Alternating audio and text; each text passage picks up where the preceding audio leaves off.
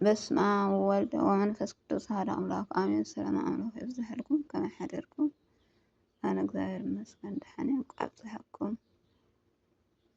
ንወርሓዊ በዓል ናይ ሊቀ መላእክት ቅዱስ ገብርኤል ተባረከ ተቀደሰ በዓል ይግበረልና። ሎም ክንፍቀድ ኣምላክ ጥበብ ኢያሱ ወዲ ስራክ ምዕራፍ 8 ሒዘ መፅእ ኣለኹ። ሰናይ ምክትታል። ኣብ ኢዱ ምእንቲ ከይትወድቅስ ምስ ሓይል ሰብ ኣይትተሃላለፍ ብልዒ ሂቡ ከይስዕረካ ምስ ሃፍተመ ሰብ ኣይትበኣስ። ከመይ ወርቂ ንብዙሓት ሰባት ኣጥፊኣ እያ ንነገስታት ድማ ኣባላሽያ እያ። ነግራም ምስ ዝኾነ ሰብ ኣይትማጎት። እዚ ኣብቲ ኣጉድዎ ዘሎ ሓዊ ዕንጨይቲ ምውሳኹ እዩ። ንኣቦታትካ ከይተዋርድ መዕበይ ምስ ዘይብሉ ሰብ ኣይትዋዘ። ካብ ሓጢኣት ንዝንሳሕ ሰብ ኣይትንቀፎ። ኩላትና መቅፃዕቲ ዝግበአና ሰባት ምዃንና ዘክር። ንሰብ ምስ ኣረገ ኣይትንዓቆ። ንሕና እውን ንኣረቅና ዘለና ዝኾነ ይኹን ንሱ ሰብ ሞይቱ ኢልካ ኣይትተሓጎስ። እኮ ደኣይ ኩልና ሞታት ከም ዝኮንና ዘክር።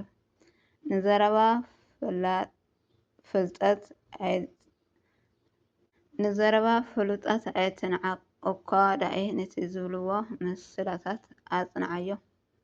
ከመይ ካብኣታቶም ትምህርቲ ክትቀስም ኢኻ ንዓበይቲ ሰባት ከመይ ገይርካ ከም እተገልግሎም እውን ክትመሃር ኢኻ። ንዘረባ ዓበይቲ ሸለል ኣይትበል። ከመይ ንሳቶም እውን ካብ ኣቦታቶም እዮም ተምሂሮም። ካብኣታቶም ምስትውዓል ክትዳልብ ኢኻ። ኣብቲ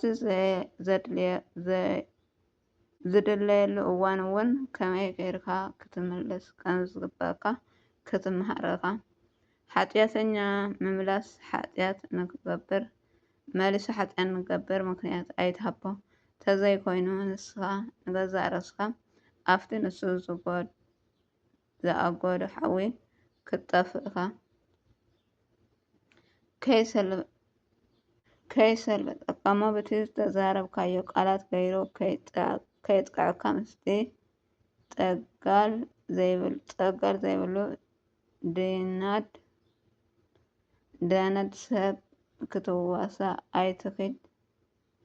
ደንዲ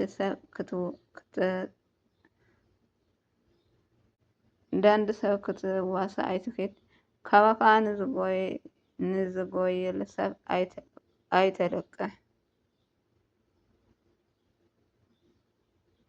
እንተ ደኣ ለቂሕካዮ ግን ከም ዝጠፍእካ ገይርካ ገምቶ።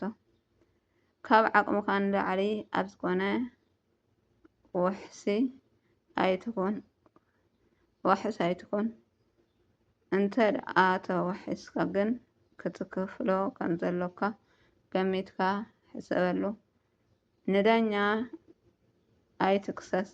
ስልጣን ስለ ዘለዎ ንሱ እዩ ዝረትዐካ።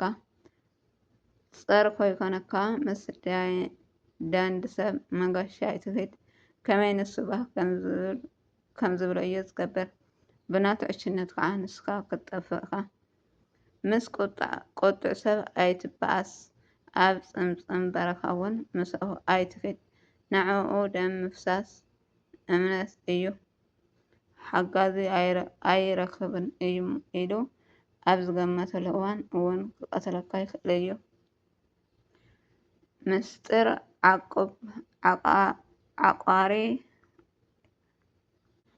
ቋቁራ ይክእልን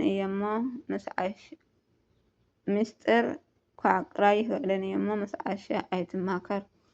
ታይ ከም ዝወልድ ሰብ ዘይትፈልጥ ነቲ ምስጢር ክትሕዞ ኣለዎ ክትብል ነገር ኣብ ቅድሚ ባዕድ ሰብ ኣይትግበሮ። ሓጎስ ምድርባይ ምእንቲ ከይኮነካ ምስጢርካ ንዝኮነ ሰብ ኣይትግለፆ።